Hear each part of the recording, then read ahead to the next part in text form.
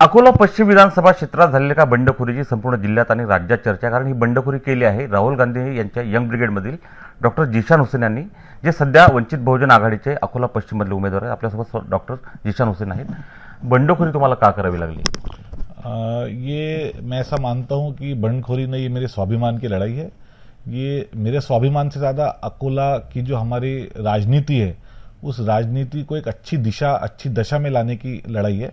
और मैं इसे मानता हूं कि मैं इसको बड़ा पॉजिटिवली लेता हूं, किसी के खिलाफ नहीं, बल्कि अकोला को कुछ अच्छा देने के लिए मैंने निर्णय लिया है। कांग्रेस के पास में अच्छे ऑप्शन थे। पिछले बार साजिद खान पठान इनको टिकट दिया था। इस बार आपके रूप से एक अच्छा ऑप्शन कांग्रेस के पास में था, तो भी आपको क्यों उम्मीदवारी नहीं मिली? ये तो मुझे लगता है कांग्रेस ही आपको अच्छे से बता पाएगी। कांग्रेस से मेरा काफी लंबा नाता रहा है, मेरी कांग्रेस के प्रति कोई नाराजगी नहीं है।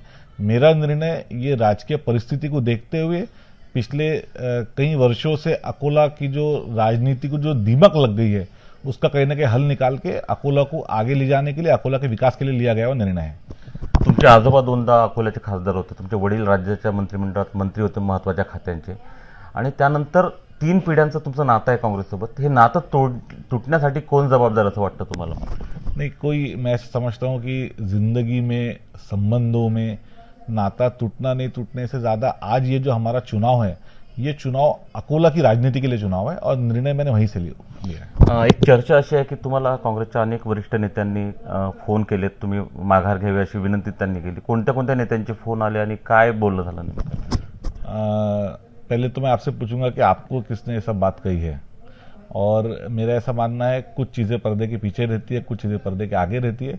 कांग्रेस पार्टी से बहुत लंबा रिश्ता रहा है तो कुछ कहीं ना कहीं संपर्क हुआ है, लेकिन जैसे मैंने इससे पहले 2 बार कहा है, मैं तीसरी बार फिर कहूंगा, ये निर्णय जो है वो अकोला में कुछ अच्छी राजनीति की शुरुआत करने के लिए लिया हुआ निर्णय है। गेल्या वर्षभरात अकोल्याचं जे सामाजिक सौहार्दाचं वातावरण खराब झालेलं आहे, या परिस्थितीत जिशान हुसेन यांची उमेदवारी वेगळी का मानतात तुम्ही? जैसे मैंने आपसे कहा है कि ये पूरा चुनाव मैं ऐसे मुद्दों पे लड़ूंगा।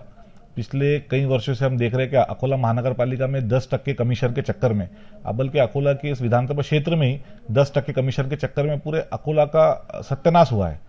ये जो कमीशन जब ली जाती है तो उसका कहीं ना कहीं मुआवजा जो है एक आम नागरिक को भरना पड़ता है, कभी वो लगाए हुए लूटमार टैक्स के माध्यम से भरना पड़ता है, या आपके पानी के मीटर के बिल जो है तो उसके माध्यम से भरना पड़ता है।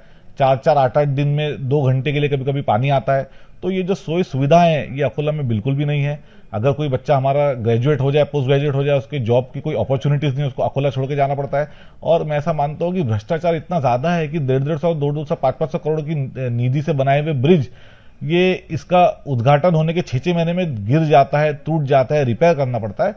तो ये सारी चीजों का सारांश ये है कि जो लोग निर्णय लेने के लिए बैठे हैं वो कहीं ना कहीं सिर्फ और सिर्फ भ्रष्टाचार के नींव पर अपने निर्णय लेते हैं और अकोला की पूरी राजनीति को खराब करके रखे। मेरी लड़ाई इन मुद्दों से है, मेरी लड़ाई सीधा भारतीय जनता पार्टी से है। और पिछले भारतीय जनता पार्टी को अकोला में हराने के लिए जो भी स्टेप लिया जाएगा मैं उस लूंगा भी। एक शेवटचा प्रश्न विचारतो, काँग्रेसने जे तुम्हाला उमेदवारी नाकारली आहे त्याचा पश्चाताप निकालाच्या दिवशी काँग्रेसला होईल असं तुम्हाला विश्वास आहे? देखिए, मैंने जैसा आपसे कहा है कि कांग्रेस के बारे में मुझे कुछ नहीं कहना है। मेरी लड़ाई जो है वो भाजपा से है।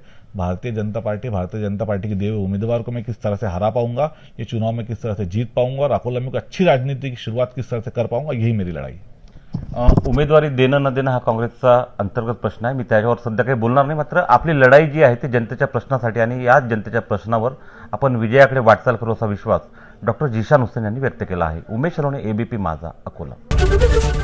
एबीपी माझा, उघडा डोळे बघा नीट.